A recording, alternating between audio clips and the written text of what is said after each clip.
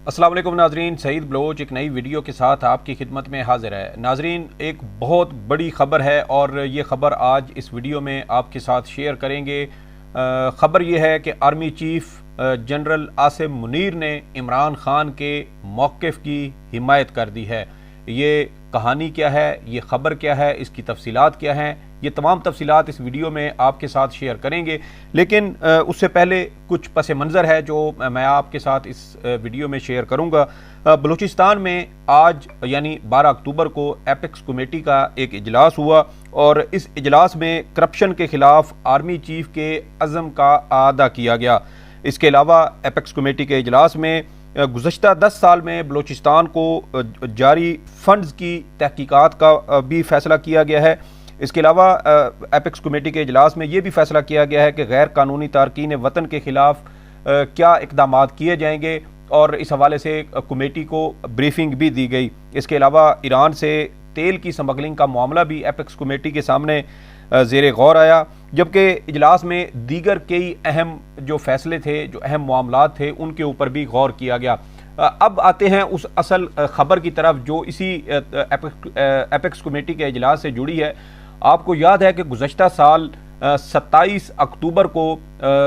DGISI और DGISPR की जानिब से एक प्रेस कॉन्फ्रेंस की गई थी और ये press conference senior anchor Arshad Sharif के जनाजे से तकरीबन 1-1.5 घंटा कबल की गई।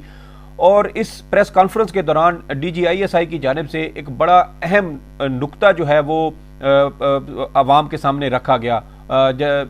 DGISI जनरल नदीम अंजुम की जानिब से एक अहम शख्सियत का हवाला देते हुए कहा गया था कि उनसे एक शख्स ने इंटरव्यू किया और इंटरव्यू करने वाले ने मुझसे पूछा कि पाकिस्तान का सबसे बड़ा मसला क्या है, जिस पर जो DGISI हैं जनरल नदीम अंजुम, उन्होंने इंटरव्यू करने वाले को बताया कि पाकिस्तान का सबसे बड़ा मसला जो है वो मुईशत है। जबकि जो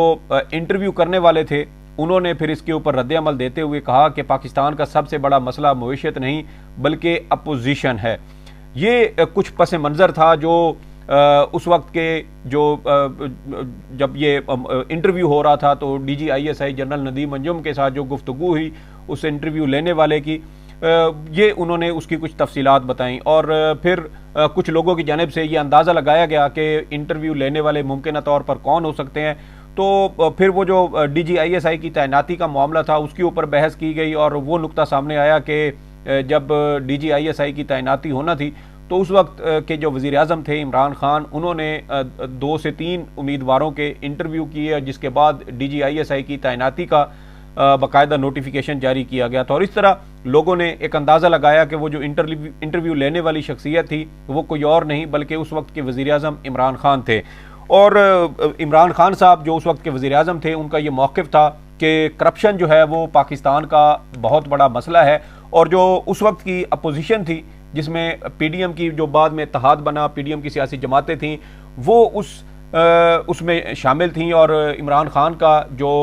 अंदाज़ा था या उनका जो इशारा था वो उस वक्त की उन अपोजिशन सियासी जमातों की जानिब था जिनके खिलाफ नैब समेत दीगर मुख्तलिफ जो फोरम्स थे उन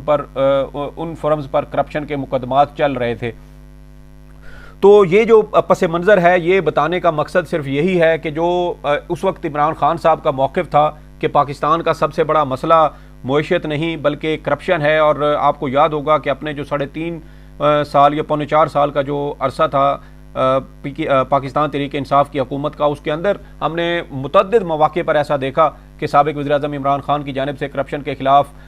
जो उनकी जंग थी उसका ऐलान किया गया। बार बार वो इस अज़म का इजहार करते थे कि वो किसी सूरत PDM की सियासी जमातों को NRO नहीं देंगे। और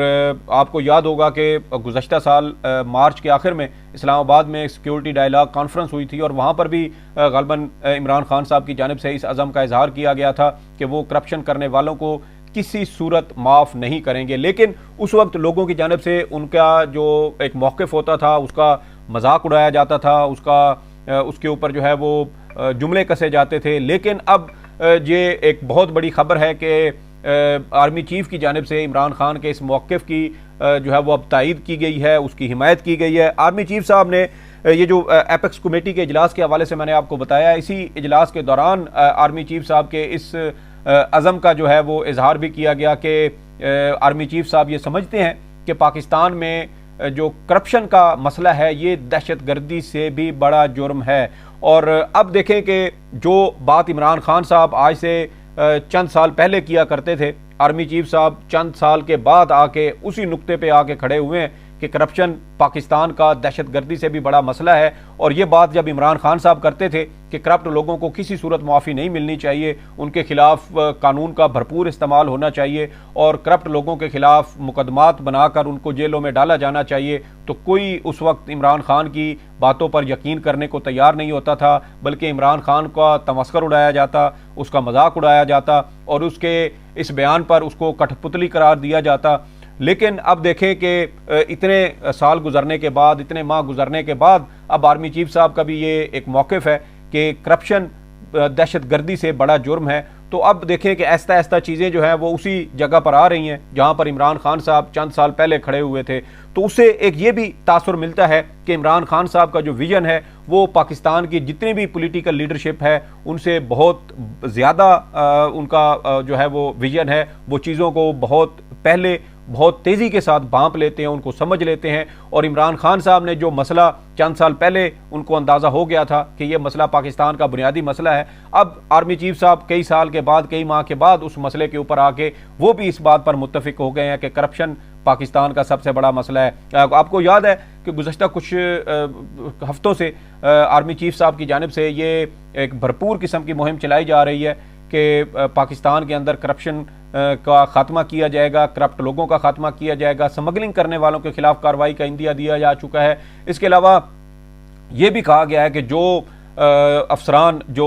मुसल्लह अफवाज से जिनका ताल्लुक है और अगर वो भी स्मगलिंग में किसी तरह से मुलविस पाए गए तो उनके खिलाफ भी कोर्ट मार्शल होंगे। तो ये देखें कि बड़ा सख्त मौक़िफ़ आर्मी चीफ साहब की जानिब से आया है। और फिर ये देखें कि स्टॉक एक्सचेंज का मामला हो या डॉलर की कदर को नीचे लाने का मामला हो, जब सख्त फैसले किए गए तो फिर हमने देखा कि उसके कुछ ना कुछ असरात आना शुरू हुए। लेकिन मसला असल में बुनियादी जो है वो यही है कि करप्शन पाकिस्तान का सबसे बड़ा मसला है। जो बात इमरान खान साहब इतने अरसे से कह रहे थे और जिसको कोई मानने को तैयार नहीं था, जिसको लोग कहते थे कि करप्शन बड़ा मसला नहीं है बल्कि मईशत बड़ा मसला है, वो भी अब इस बात पर मुत्तफिक हो चुके हैं कि इमरान खान साहब का जो मौक़िफ़ आज से 2-3 साल पहले था वो बिल्कुल दुरुस्त था। इमरान खान साहब सही कहते थे कि इस मुआशरे को करप्शन से पाक करना होगा, करप्ट लोगों के खिलाफ कार्रवाई करना होगी, करप्ट लोगों को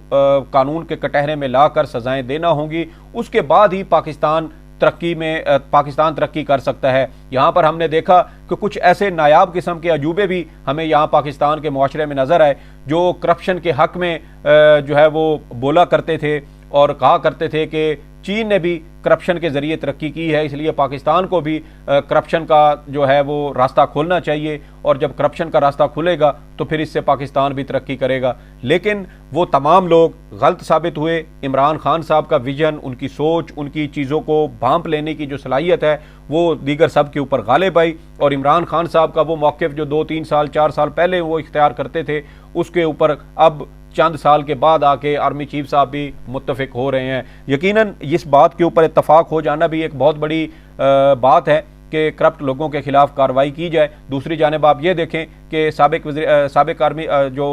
थे chief justice of Pakistan Umar Ata Bandial साहब, उन्होंने 15 सितंबर को नैब तरामीम के में जो नैब कानून में तरामीम की गई थी जिसके तहत करप्शन के मुकदमात वापस हुए थे, उन तरामीम को कलअदम करार दिया और फिर एक हफ्ते के अंदर अंदर दोबारा से नैब मुकदमात खुलना शुरू हो गए। लेकिन अब सुप्रीम कोर्ट ऑफ पाकिस्तान में प्रैक्टिस एंड प्रोसीजर कानून का फैसला आ चुका है। सुप्रीम कोर्ट ने आर्टिकल 184(3) के मुकदमात में अपील का हक दे दिया है और ख़बर यह है कि कल जो वफाकी हुकूमत है वो नैब तरामीम का जो फैसला है जिसमें सुप्रीम कोर्ट ने नैब तरामीम को कलअदम करार दिया था उसके खिलाफ अपील करने जा रही है। और इस तरह सुप्रीम कोर्ट का वो फैसला जो जिसमें अपील का हक दिया गया है, मुमकिन तौर पर उससे करप्शन के दरवाजे एक बार फिर खुलने जा रहे हैं। देखना यह है कि आर्मी चीफ साहब का मौक़िफ़ कितना जो है उसमें असर है, कितना वो करप्शन को जो है वो रोकने के लिए वो इक़दामात करते हैं। दूसरी जानिब सुप्रीम कोर्ट अगर नैब तरामीम को बहाल करती है तो फिर करप्शन के दरवाजे यकीनन खुलेंगे। वो लोग जिन्होंने इस मुल्क का पैसा लूटा, इस आवाम का पैसा लूटा, वो दोबारा जो है वो आरामदेह ज़िंदगी गुजारेंगे, कानून की पहुंच से दूर हो जाएंगे। इस हवाले से अगर सुप्रीम कोर्ट में जो भी अहम पेशरफ्त होगी, जो भी अपील या दरख्वास्त सुप्रीम कोर्ट में नैब तरामीम के खिलाफ जो फैसला था उसके खिलाफ जो दरख्वास्त दायर होगी तो वो भी आपके साथ शेयर करेंगे। ये एक बड़ी अहम डेवलपमेंट थी जो मैं ये समझता था कि आपके साथ शेयर करनी ज़रूरी है। इस हवाले से आपकी कुछ आरा हो तो फीडबैक में ज़रूर बताइएगा। सईद बलोच को इजाज़त दें। अल्लाह हाफिज़।